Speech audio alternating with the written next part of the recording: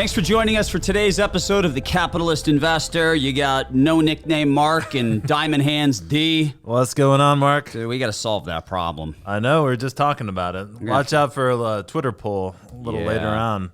I need a nickname. Yeah, we got to get one for you.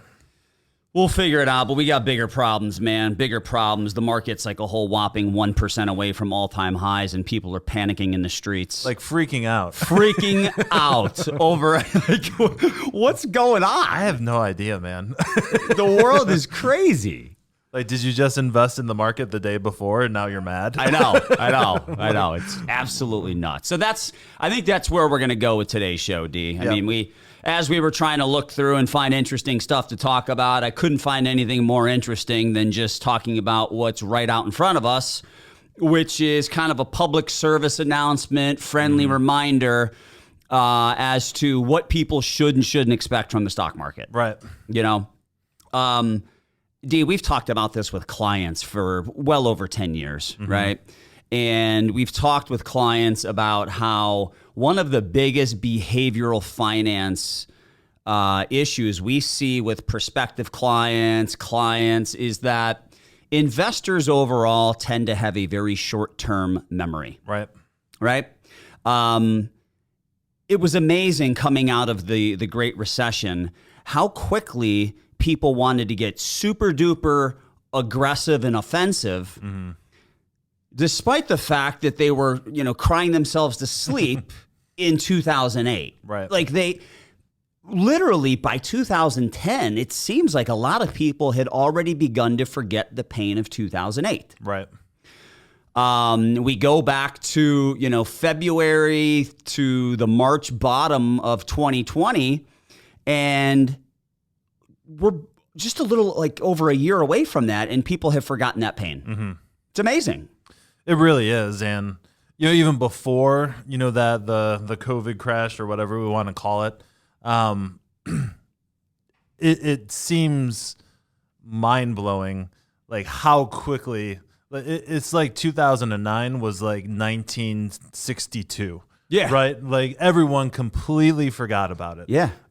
It's like, this just happened, right? Right. It was a painful, highly emotional time. People were losing homes, their houses. People couldn't retire anymore because they were counting on their portfolio being, 40% higher.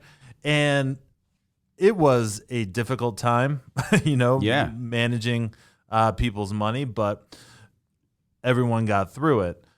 But you need to remember those lessons and apply them to what's going on in your life, in your portfolio today. Yeah, well, one of the biggest sayings that came out of this latest stock market recovery, coming out of the trough of the pandemic from, I don't know, March 23rd of last year, whenever that was, when we bottomed out at around 2,300 in the S&P, and now 16 months later, we're almost 100% above that. Yeah. Like it's amazing when you think about it. Yep. I mean, the market's at close to 4,400, 4,700 would be up 100%. Like that's ludicrous. Who would have thought you'd experience a 100-year flood and the market would be up 100% in the ensuing 18 months or so? Yeah, absolutely mind-blowing. So, yeah, it is mind-blowing, right? I kind of got off track there. The saying is stocks only go up. Right. Stonks, right? Stocks only go up. And that's what's emerged from this recovery. And they don't, do they? They do not. And I think you mentioned 100-year flood. There's lots of factors going on here that we've talked about on this show that are keeping the market propped up. I think one of the key ones, I think you mentioned this either on Twitter or on TV. There's money on the sidelines that's constantly coming in and buying these dips. Right. And I think that's a point that I think you and I have been making for a long time. Years. There's still lots of money on the sidelines. And when there's only limited places to invest to grow that money, people just end up getting funneled back towards the stock market, specifically the U.S. large cap market. Well, you going to go and buy a CD? No.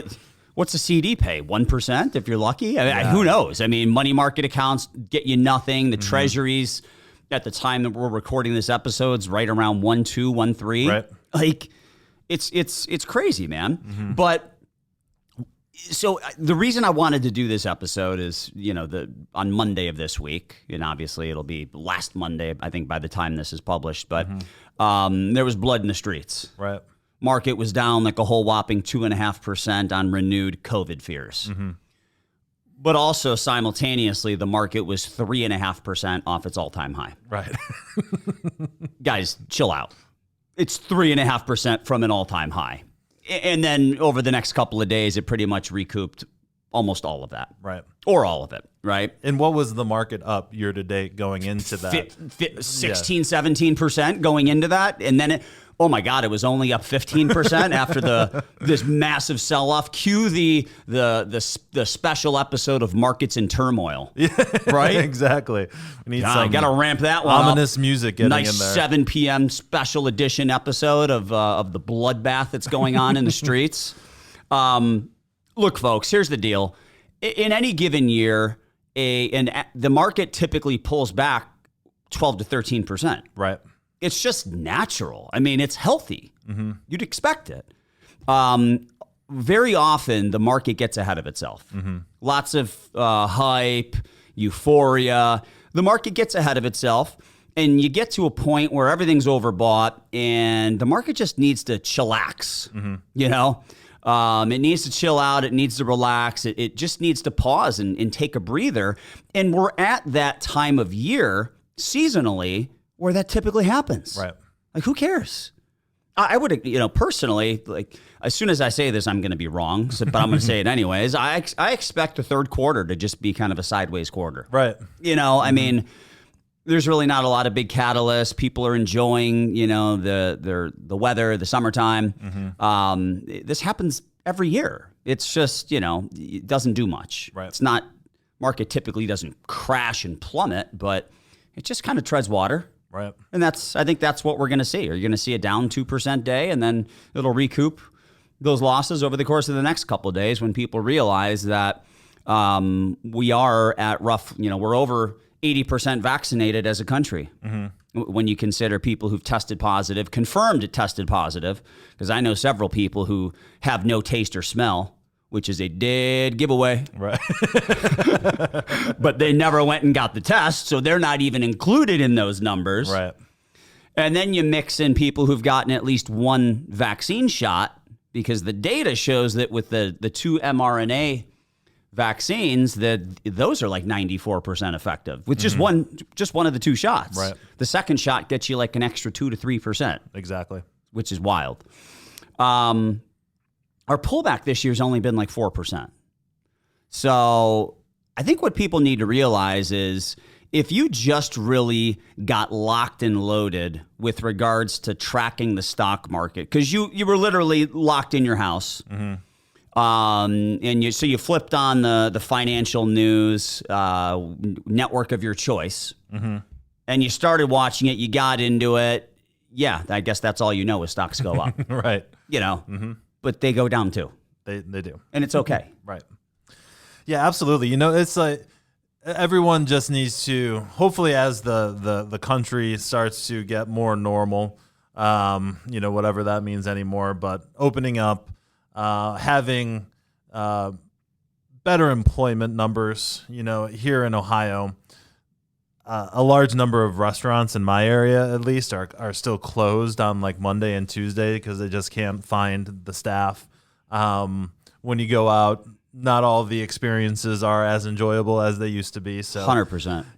As hopefully we get back towards more normalcy, the market reactions will start to get a little bit more normal as well. Yeah. But we really need to take a second, and because I saw some people chirping at you on Twitter about time horizon as well. Oh, that little punk troll. So this guy, he's a faceless coward. It's a fake account. I need to call this guy. He doesn't even have a real name or a profile picture, and he's calling people cowards on Twitter. Couldn't even grab like a cartoon of Bart Simpson and throw it on as his profile. Like weak. It's probably one of my local enemies. You know? They say you can't get ahead in life without having an enemy or two along the way. I got lots of enemies. Yeah. But yeah, he comes out. Yeah, he's chirping about a stock that from the point I pitched it was actually up. Mm-hmm. And I even said, I'm pretty sure when I pitched it and in follow-up episodes that whenever I'm buying these speculative positions, they're 5-year holds for me. Now, I will size up and size down the position where appropriate along the way. But, you know, for a company that's going to completely revolutionize organ transplants, if you got into that thing expecting to double your money in 30 days, shame on you. Yeah, shame absolutely. on you, dude. Like that, it doesn't happen like that. It takes a little bit of time. Yes. For the life flight helicopters to get on board with new machinery and equipment, right? Like, but yeah, time horizon's super important. And I think we did an episode on this. If not, well, I mean, we're talking about it. Let's spend a minute or two. My time horizon is probably different from whoever's listening right now. Yeah.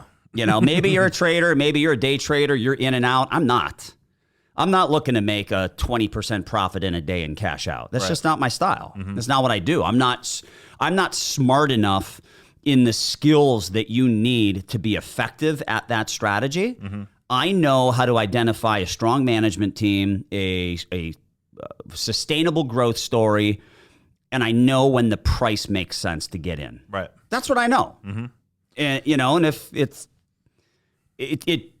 anytime I get into something, my anticipated holding period is at least 1 year. At least. Yep. Because we don't want short-term capital gains. That's not what we do for our clients. And we go into them knowing that the short-term price action is really not in your control, right? You can still love a company and it can go down. The price of the stock can go down after you buy it. Yeah. It has happened before. Exactly. In fact, it usually happens. Yep. You know, our guys will tell you that. It's about, like Mark just said, identifying the opportunities that you like, doing your own research, not just, you know, picking stocks that people pick on TV. That I literally get 30 seconds to talk about. Exactly. I mean, at least Google the freaking thing. Google it. Yeah. You know, read a few different articles on it. Okay. Yeah, absolutely. You're going to blindly buy it? Come on.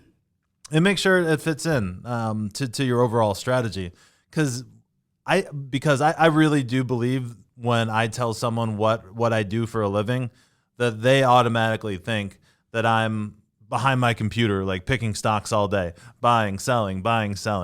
Like that is not what we do, and that's not what I do in my own personal finance. Right. It's not even close. No, not even close. I'm trying to identify long-term trends, companies that I think will be successful long-term, and I am not trying to time the market in or out. I rarely ever try to do that, even when exiting a position. Right. You know, I try to have my target in mind before I buy it. You know, if it gets to a certain point, it's had a good run, I'm going to sell that, move on to something else. And you deal with price volatility as long as your reasons for buying the stock have not changed. Yep, absolutely. If the CEO's getting fired because he did some naughty stuff at work, that could change your outlook on the company. Right. Right. If the growth story changes because all of a sudden, let's say an EV maker can't source a battery for their car, that changes the growth story, doesn't it? Right? If automakers can't get chips to put in their cars, that changes the growth story. It, at a bare minimum, pushes back their sales into future years as opposed to pulling them forward into the current year. If the price is outrageous, like, I mean, you look at, I'll use Tesla as an example, where the valuation just, I mean, it started to approach $1 trillion valuation and it wasn't making any money yet, you know? and then it flatlined from there, as the rest of the automakers have played catch up, So look, there's a lot of stuff. If none of those things change and the price drops another 15%, the first thing you should be thinking about is potentially buying more. Right. The second thing you should think about is maybe was I wrong on my call? Right. Let me redo the research and was I missing something? Was there a blind spot that I couldn't see that I missed? And that's what we do. Right. Like, we don't get stressed out over a 10 or 15% pullback, but you bet your butt we're at a bare minimum, we're going to review our thesis and make sure our thesis is still intact. Absolutely. If your thesis is intact, you stay the course and maybe you double down. Yep. Right? The last thing I want to say, D, is what investors can expect going forward. Because, the last 15, 16 months have been all about a rising tide lifts all boats. Right? I think going forward, the easy money's already been made. And now the best boats are going to stay afloat. And you're going to see, the underperformance of other boats. Right. Right? It will be more of a stock pickers market over the course of the next couple of years, right? You agree with that? Absolutely. Yeah, especially, and that's something that we would typically see anyway when we're at all-time highs. Yeah. So absolutely, completely agree. All right. Anything else we want to touch on?